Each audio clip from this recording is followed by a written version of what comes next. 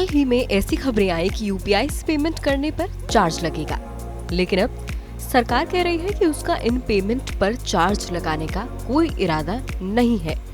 तो पहले कुछ और अब कुछ समझ नहीं आ रहा कि यूपीआई पेमेंट पर इतनी उलझन क्यों है भाई।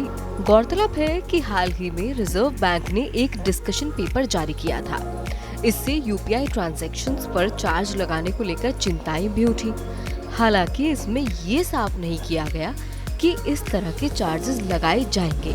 अब सरकार ने इसे लेकर चिंताएं दूर करने की कोशिश की है।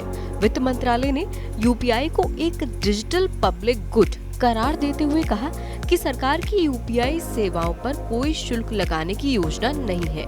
मंत्रालय ने ट्विटर पर लिखा कि सर्विस प्रोवाइडर्स की कॉस्ट रिकवरी के लिए दूसरे माध्यमों पर विचार करना होगा। आरबीआई के इस डिस्कशन पेपर में IMPS, NEFT system, RTGS system और यूपीआई जैसे पेमेंट सिस्टम्स में चार्जेस से जुड़े सभी पहल शामिल हैं।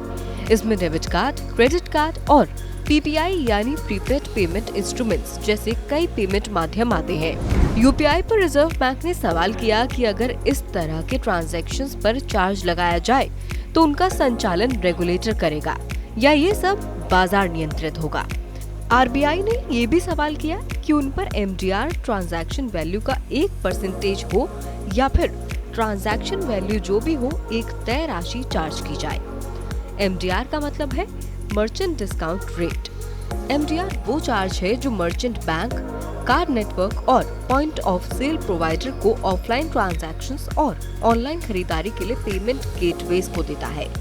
ये एक विवादित मुद्दा है और इंडस्ट्री इनोवेशन से जुड़ी दिक्कतें, जरूरी ढांचे को अपग्रेड करने के लिए पर्याप्त फंड्स की कमी जैसी समस्याओं का हवाला देते हुए सरकार से कई बार फैसले की समीक्षा करने की गुजारिश की गई है।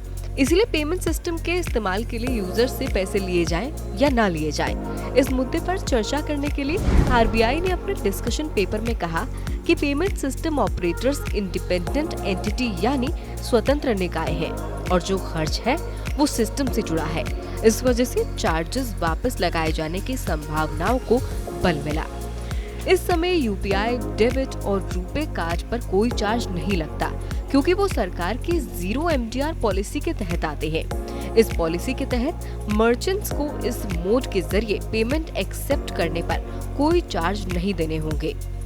जनवरी 2020 में सरकार ने यूपीआई और रुपे डेबिट कार्ड ट्रांजैक्शंस पर एमडीआर वापस ले लिया था, जिससे यूपीआई के जरिए पेमेंट में काफी तेजी आई। ध्यान देने वाली एक और जरूरी बात है, ये है कि पेमेंट एक्वायरिंग सर्विसेज देने वाली इंटरमीडियरी में पारदर्शिता की कमी है। ये इंटरमीडियरी या तो बैंकों के आउटसोर्स किए गए सर्विस प्रोवाइडर हैं या फिर सीधे मर्चेंट अकाउंट्स मेंटेन करने वाले वित्तीय संस्थान। वो बैंकों के सर्विस प्रोवाइडर के तौर पर आमतौर पर एमडीआर चार्ज करते हैं और बैंकों के साथ अपने समझौते के तहत आय हासिल करते हैं। लेकिन जब वो सीधे मर्चेंट अकाउंट मेंटेन करने वाले वित्तीय संस्थान के तौर पर काम करते हैं, तब वो एमडीआर के ऊपर एडिशनल चार्ज भी लगाते हैं। इंटरमीडियरी द्वारा लगाए जाने वाले चार्जेस आमतौर पर एमडीआर के साथ जोड़ दिए जाते हैं। इंटरमीडियरी द्वारा लगाए जाने वाले टोटल चार्जेस में एमडीआर जोड़ने की इस प्रैक्टिस से पारदर्शिता की कमी देखी गई है। यूपीआई ट्रांजैक्शंस पर अगर चार्जेस लगाए जाते हैं तो इस पारदर्शिता की कमी पर ध्यान देना होगा।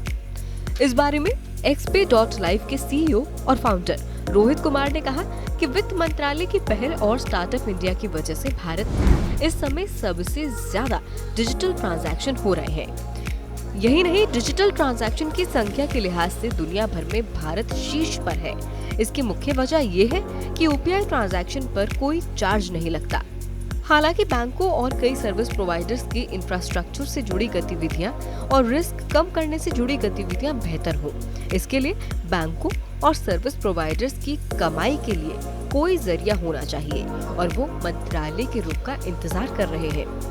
वहीं हाल ही में आरबीआई के गवर्नर शक्तिकांत दास ने यूपीआई चार्जेस को लेकर कहा कि आरबीआई डिस्कशन पेपर पर स्टेक होल्डर्स की प्रतिक्रिया का इंतजार कर रहा है और इसके बाद स्थिति का जायजा लेगा और कोई फैसला करेगा।